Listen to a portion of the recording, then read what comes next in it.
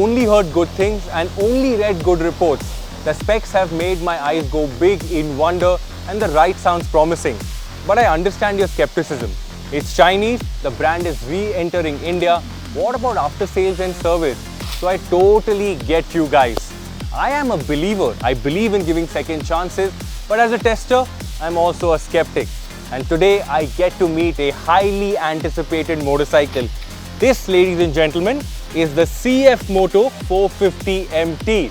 By the end of this video, will I be a believer or a skeptic, or will I stay in the grey? Time to find out.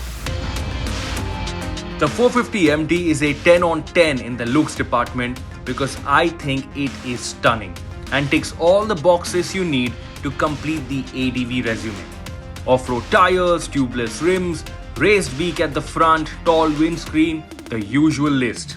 It's not being developed in India at the moment, which is great because that headache was already taken care of, and what we are going to get now is a solid finished motorcycle.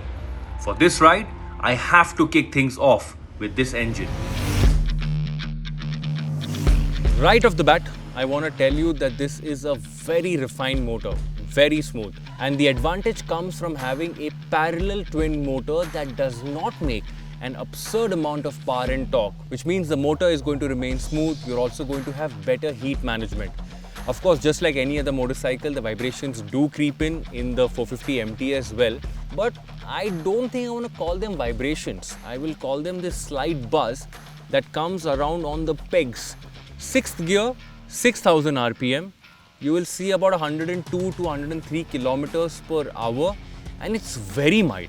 There's nothing on the handlebar, nothing around the tank.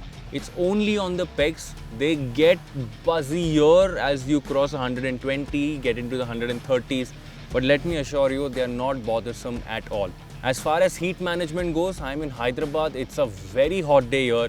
So maybe I was feeling that heat. And I did hear the fan kick in as well, but no kind of dissipation around my legs or my calves. So that's a really good thing.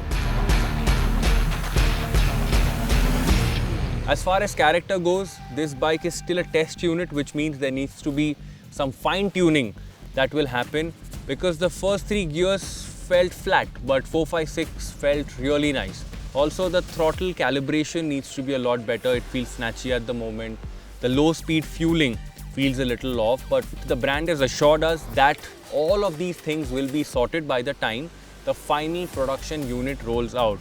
Otherwise, the clutch is light, the gearbox is really smooth. I did miss the Quickshifter, but overall, a very pleasant experience. In terms of how it felt like a Japanese motorcycle, and that says something about this bike. Let's move on to comfort. This is such a nice, well-padded seat. I was in the saddle for I think a good 2 hours constantly, and no weird aches, no pain in the bum, nothing at all. Now this seat, by the way, is adjustable. You can dabble between 2 seat height options, 800 and 820. The ergonomic position is a little weird, and allow me to explain. Now I rode their 700MT motorcycle in Portugal last month, and I realized how disproportionate that was because you're sitting too far away from, let's say, the windshield or even the cluster, and it just feels like deja vu. The 450MT's ergonomics feel very familiar. Everything feels out of reach. It does not change the riding dynamics as much, but it does look weird to someone else who's looking at you riding. Otherwise, you can see I'm seated very comfortably, no stress on the legs, but the handlebar is a little tall. It sits a little taller. For reference, the KTM also sits tall, but not as tall as this. The Himalayan's handlebar is a little narrow, so this feels a little different. The 450MT uses a 21-inch front wheel and a 18-inch wheel at the rear. The handling is, let's say, not the strongest card in the 450MT's portfolio because it does feel a little hard to steer. It's got a lazy steering.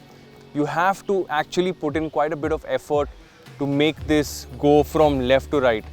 It's really meant for long distance touring. If the road is straight, this motorcycle can do it all day long.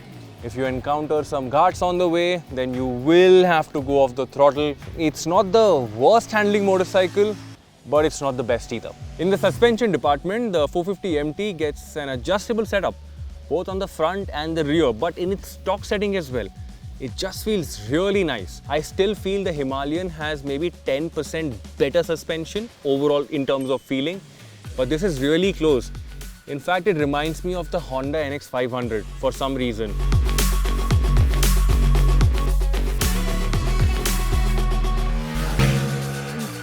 There's the option to switch off traction control, and you can switch off ABS at the rear as well.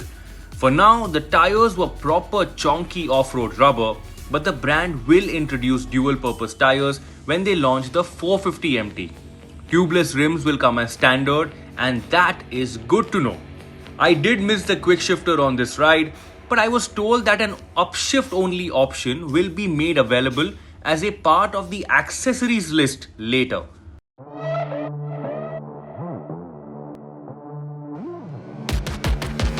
If you follow boxing or any other contact sport, you must be familiar with the concept of favorites and underdogs.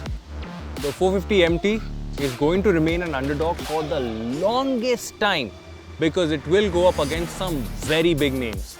The KTM 390 Adventure, the Royal Enfield Himalayan, TVS's upcoming ADV, we've also got the 450 GS, even Aprilia's 2REG. Some heavy hitters, I must say. But here's the thing. I love underdogs. They fight like they have nothing to lose, but when they win big.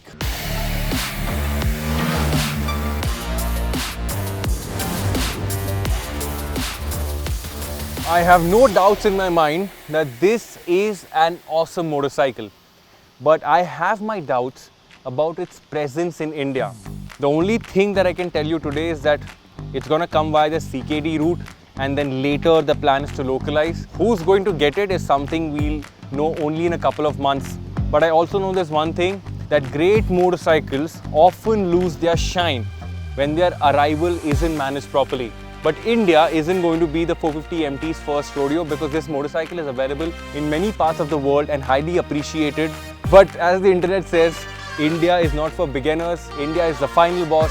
So a lot of testing has to happen in India on our roads and our conditions, and I have been assured that they are on the right track with testing, and all these small niggles, all these small issues that we faced during our ride, they will iron those issues out, and when they get the product out, the final product, it will be a complete well-rounded package.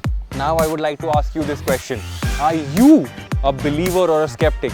As for me, I would only like to say that May 2025 is only a couple of months away.